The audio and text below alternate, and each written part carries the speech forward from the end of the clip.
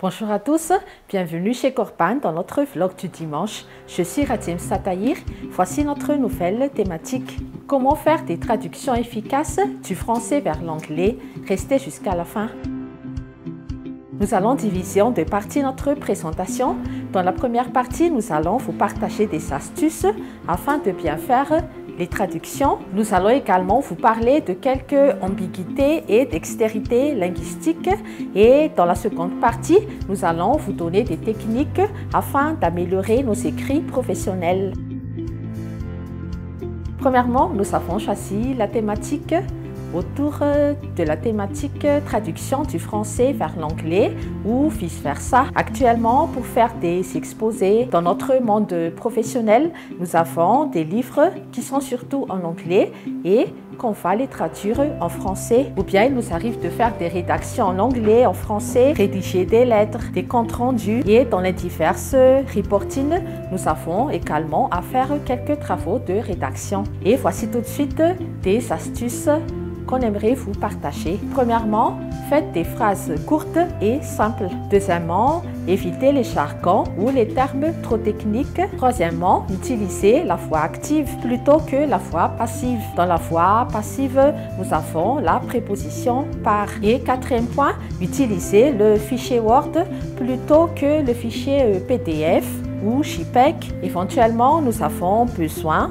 quelquefois d'un service d'un traducteur agréé pour faire des traductions professionnelles. Et dans ce cas, essayez de consolider tous les textes ainsi que les parties sous-parties dans un même fichier afin d'éviter les erreurs et les oublis. Et maintenant, nous allons tout de suite parler des ambiguïtés linguistiques du français vers l'anglais ou inversement. En français, voici 3 exemples de mots qu'on ne peut pas traduire en anglais, mais toutefois, il faut essayer de trouver des expressions plus ou moins similaires. Le mot dépaysé, où on peut reformuler autrement, on est loin de chez soi et on se sent un peu bizarre. Une autre expression, n'importe quoi, qu'on pourrait traduire en anglais par whatever, nonsense, mais ce sont des expressions rapprochées comme je disais auparavant. Et troisième exemple, le verbe flâner, qu'on pourrait traduire également autrement sans un objectif bien précis. Et nous allons vous parler également des faux amis.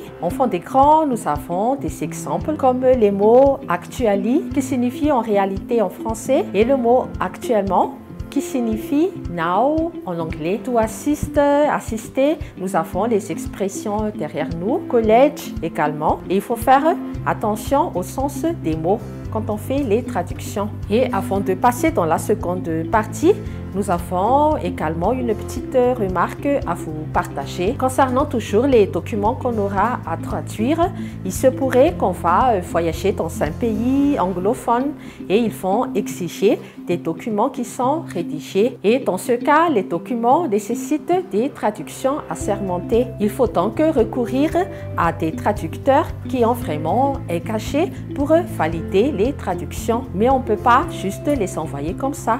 Par exemple, dans les cas des documents d'actes d'état civil, les cartes d'identité, les livrets de famille, les permis de conduire, des actes de naissance, les certificats médicaux, des certificats de vaccination et tant d'autres.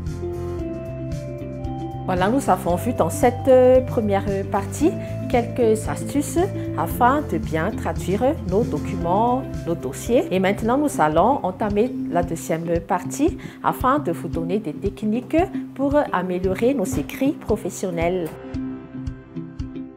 Premièrement, maîtrisez le vocabulaire professionnel dans votre secteur d'activité. Deuxièmement, utilisez toujours des correcteurs d'orthographe. Troisièmement, faites toujours des relectures finales ou faites appel à des professionnels afin d'améliorer les rédactions. Et quatrième point, voici des logiciels que vous pouvez utiliser afin de faciliter les traductions. Google Translate, Phrase TMS, Smart4 que vous avez en bas de l'écran. Et maintenant, j'aimerais vous parler du principe des 4 C que vous avez également à l'écran. Clarté, concis, courtois, correcte. Et avant de valider les documents, veuillez bien vérifier ces 4 conditions. Et avant de conclure notre présentation, nous allons vous donner des techniques afin d'envoyer un message bien efficace. Déterminez le message clé par rapport à votre audience cible. Ensuite,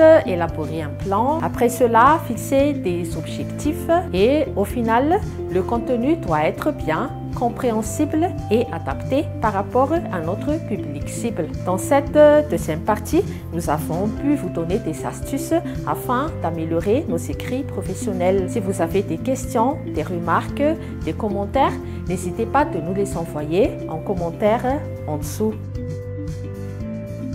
Après avoir visionné cette vidéo, nous avons une offre intéressante à vous faire. Bénéficiez d'une consultation gratuite d'une durée de 1 heure pour les 5 premiers appels qu'on reçoit au numéro 032 57 679 19. Contactez M. Rizara Timsa de 8h à 17h. Voici le code promo, code de traduction. Et passé les 5 premiers appels, nous recevons toujours vos appels pour des consultations d'une durée de 1 heure à un prix de 200 000 arrière. Et n'hésitez pas de nous contacter. Merci de votre attention et on se revoit sur une prochaine vidéo. À bientôt.